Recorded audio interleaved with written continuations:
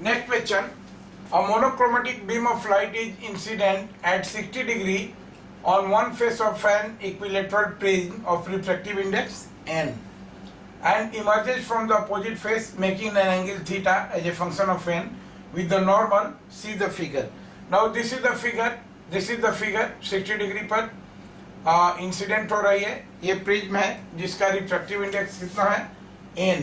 Refractive index of prism is n and this is equilateral triangle, so this angle is 60 degree, right?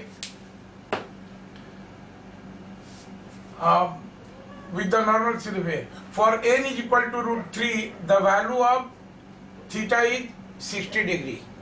For n is equal to 3, for n is equal to root 3, the value of theta is 60 degree. ये given है, and d theta by dn is equal to m. ये given है, d theta by dn is equal to m. The value of m हमको निकालना है कि what is the value of m, right? तो आइए इस फिगर को देखते हैं. now यहाँ पर n is equal to root 3 के लिए वैल्यू है कितना थीटा का 60 डिग्री. तो ये केस है. now suppose this angle is R1. This angle is R1 and this angle is R2, right? Equilateral triangle है और n का वैल्यू रूट 3 दिया है. अगर इस पॉइंट को हम P कहें, इस पॉइंट को हम P कहें और इस पॉइंट को हम Q कहें, इस पॉइंट को, तो applying Snell's law at P क्या हो जाएगा? देखिए ये मीडियम एयर है तो 1 है रिफ्रैक्टिव इंडेक्स, ये भी मीडियम एयर है 1 है रिफ्रैक्टिव इंडेक्स और प्रिज्म का रिफ्रैक्टिव इंडेक्स है n. तो जब P पर हम स्नेल्स लॉ अप्लाई करेंगे तो क्या हो जाएगा? Mu sine I is equal to constant, तो म्यू का value 1 sine 60 degree is equal to, अब ये देखिए इसका वैल्यू दिया हुआ है root 3 sine R1 at P applying Snell's law at P. तो स्नेल्स लॉ लगाने से 1 sine 60 degree is equal to root 3 sine R1. अब देखिए साइन 60 डिग्री का वैल्यू क्या होता है?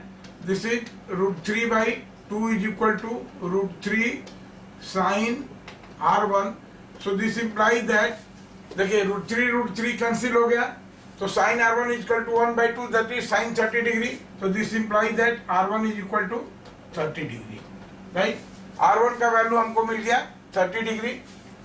और हम जानते हैं कि for a prism R1 plus R2 is equal to a angle of prism. अब यहां से करेंगे R1 का वैल्यू है 30 degree plus R2 is equal to angle of prism है 60 डिग्री. तो यहां से मिल गया R2 is equal to 30 degree, right? R2 is also equal to 30 degree. अब देखिए अब Q पॉइंट पर हम स्नेल्स लॉ लगाएंगे, तो Q पॉइंट पर स्नेल्स लॉ लगाएंगे तो क्या हो जाएगा? देखिए यहाँ n साइन R2, तो यहाँ पर at Q applying Snell's law क्या हो जाएगा? देखिए यहाँ से n sine R2 is equal to 1 sine theta. n sine R2 is equal to 1 sine theta. अब ये देखिए यहां से साइन R2 का वैल्यू 30 डिग्री है तो ये कितना हो जाएगा? साइन R2 हाफ हो जाएगा, राइट? और साइन थीटा इधर लिख लेते हैं, sine theta will be equal to n/2 क्योंकि साइन R2 का वैल्यू हाफ हो गया यहां से. अब देखिए हमको d थीटा बाई dn चाहिए, तो ये बेटर है d थीटा बाई dn चाहिए, तो इस फंक्शन को with respect to n differentiate करेंगे. तो क्या होगा? Differentiating sine theta is equal to n/2 with respect to n. क्या हो जाएगा ये? This will be cos theta and d theta by dn will be equal to n है तो ये कितना हो जाएगा? Half, right?